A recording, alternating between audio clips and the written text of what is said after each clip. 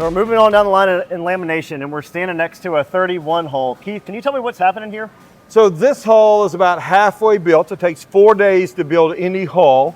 All of our hulls have about 17 layers of fiberglass that are built in there this way. At this point, it's on a big trundle. One of the things that separates Regulator from most, they'll take time to rough it up between each layer, because when you rough it up, the next layer sticks. This is why you don't see delamination issues in Regulator. So Keith, what are we doing here, and what's the blue, what looks to be fabric that they're adding?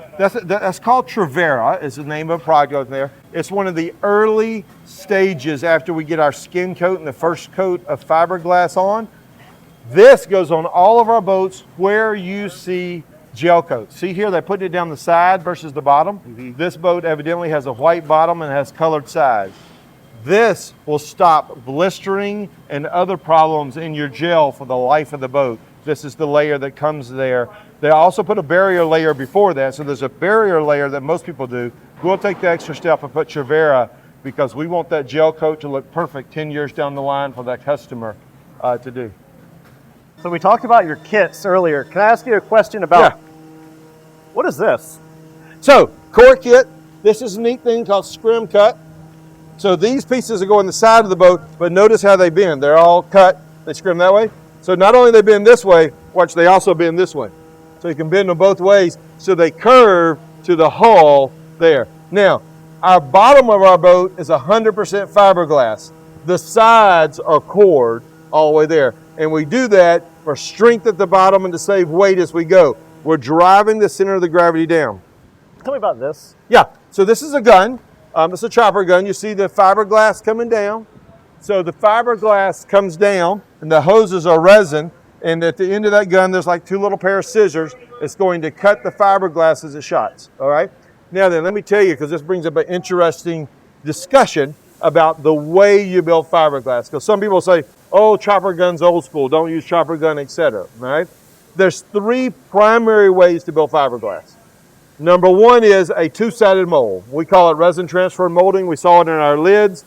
That's 2 sides coming together with a vacuum that pulls something out, and you got all sides finished. All right, that's one way.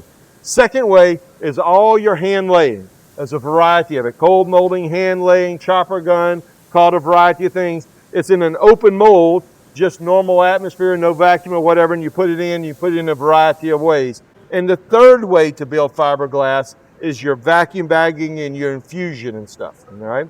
Now then, we build all 3 ways. When we talk about our T-tops, we talk about things high in the boat, it's vacuum bag infusion. When we talk about hand laying and stuff, it's things low in the boat. When we talk about 2-sided molds, it's our lids and our things that we want to be finished all over. Some manufacturers will give you all the advantages of hand laying. They'll give you, this is the greatest way ever, and they'll tell you that, and they'll give you the advantage there, because all they do is hand lay. Some manufacturers will give you all the advantages of fusion and vacuum bagging. They'll tell you all the great, because that's all they do. It's easier and more cost effective for a manufacturer to choose one or another. Because here's the simple fact. These guys right here, working here that's doing hand laying, is a team. They work on their own schedule and stuff that we're going.